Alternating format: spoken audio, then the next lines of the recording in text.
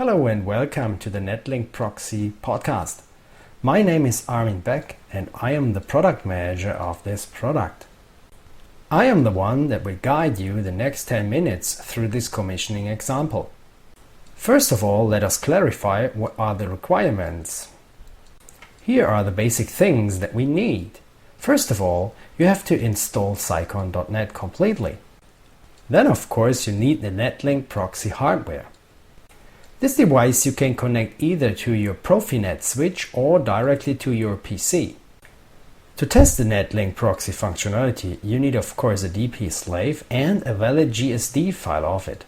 Finally, to check the Profinet communication, you need a Profinet controller. For this podcast, I've prepared all the programs that we need on my desktop. After the installation of the Proxys DVD, you find usually those two programs here.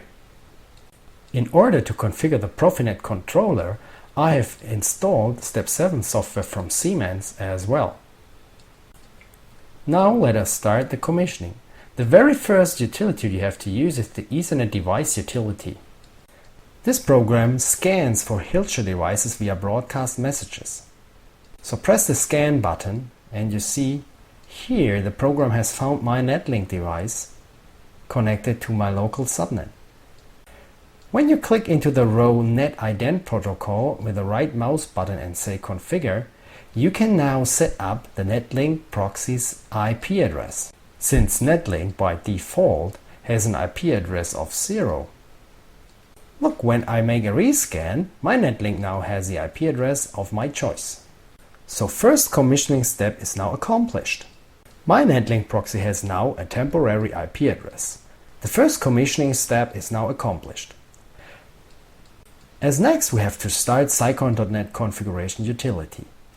This utility comes up with an empty bus line where we usually connect our Hilscher devices to. To the right hand side you find the device catalog from where you drag and drop your devices of your choice. You find the netLINK proxy device under Profinet and name NL51 NDPL. Drag and drop the device to this gray bus line with your mouse. This will take some seconds. Here we are. The netLINK proxy device is now placed. Besides the netLINK connector, you see the pink Profibus line where you connect usually the Profibus slave to. In order to get in touch with the netLINK device, we have to configure the driver within Cycon.net. When you double-click the netLINK, this dialog will open and it automatically starts to scan for a device. But since the driver is not configured yet, it doesn't find any, so we have to configure it. Select NetX driver to the left-hand side and then choose TCP/IP connection. And you see here in the middle of this window, there is no IP address configured yet.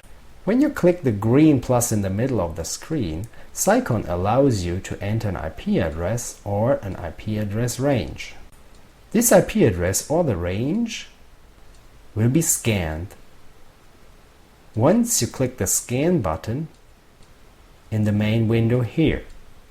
So another click to the scan button makes a rescan.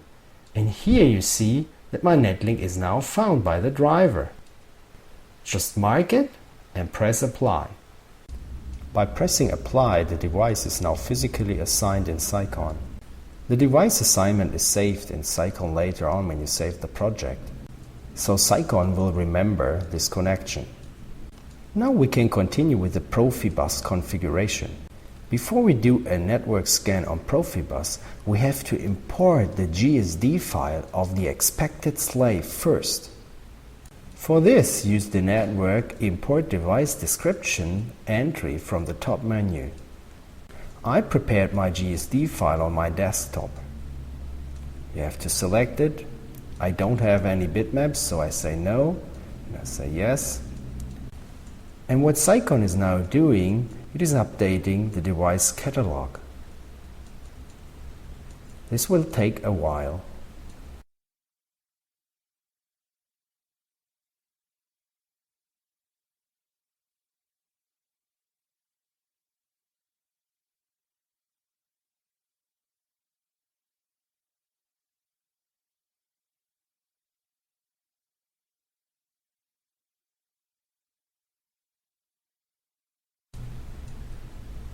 Now it is finished. The easiest commissioning you can imagine is the automatic network scan. Look, here's the GSD file in the device that I have imported. You can configure this device manually by drag and dropping it to the bus line, but I am using the automatic network scan instead. A right click to the icon offers you this option. So, the scan will bring up all devices that are connected to the netLINK. Here you find my device. See? Since I have imported the GSD file before the scan, Cycon knows exactly the type and configuration of the slave that I have connected to the netLINK. At the end of the scan, we have to accept the new configuration, and Cycon now will automatically configure netLINK's configuration.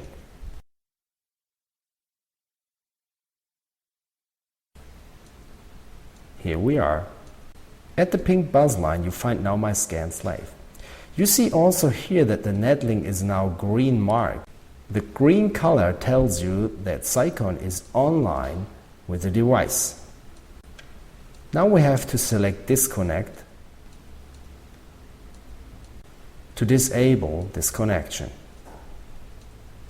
since the scan is finished.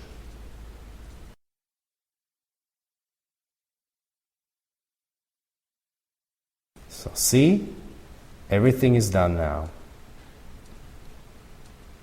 The next thing that we're going to do is exporting the GSDML file for the Profinet I/O controller by clicking netLINK right and choosing Profinet Extras Export GSDML file. I set the location to the desktop. See here the file.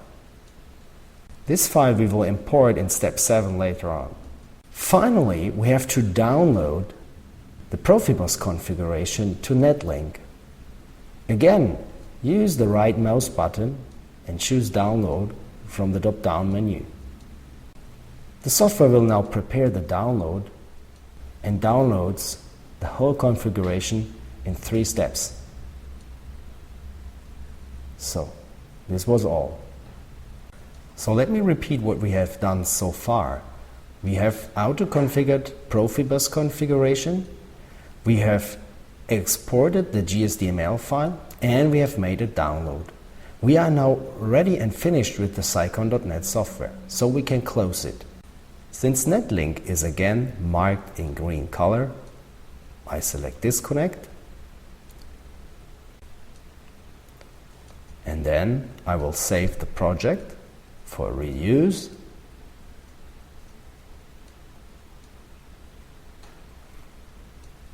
And I'm gonna leave Cycon.net.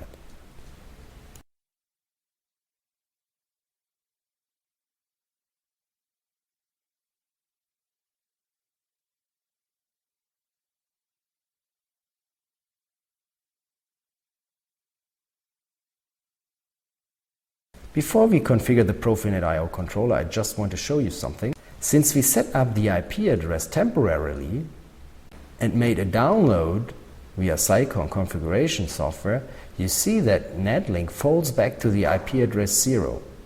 This is accepted since the Profinet I/O controller will give it later on its real IP address. As next, I start the Step 7 software from Siemens to configure my PLC. I've prepared a tiny little project already.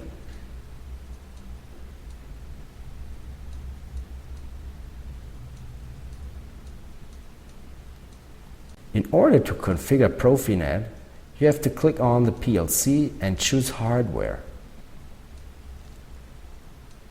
Then the Hardware Configurator will open. Look, you see already some devices configured, and one of them is the Profinet I/O controller with its empty bus line. What we have to do now is to import the GSDML file that I have exported previously within Cycon. Look here, the additional devices are empty. To do so, choose Options, Install GSD file. Move to the folder where the GSDML file is located. Step 7 offers you all the options, and then choose the GSDML file.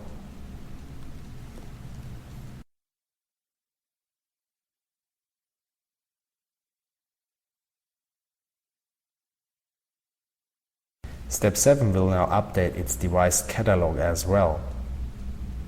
This may take a while.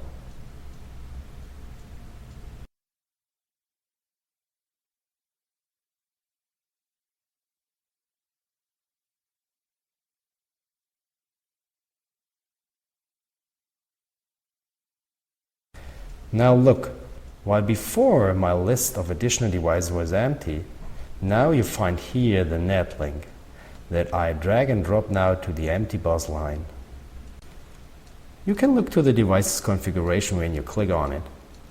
You see 3 slots occupied, and here's the slave with the address 4 that is proxied from this netLINK. After importing now and placing the device, we can now make a download to the PLC. Press OK here. Now it will make the download. And after the PLC is configured, hopefully my LEDs are all getting green now. Yes, go into run mode and booting, yes. Okay, now I see all my LEDs are green on my PLC, so it is communicating with the netLINK. So the PLC has accepted the GSDML file. And now I will make a cross-check and I will look to the I/O data of the slave within step 7 to read some inputs and to set some outputs. Make some clicks, additional clicks here, okay, here and here. Yes, and here you see my inputs already.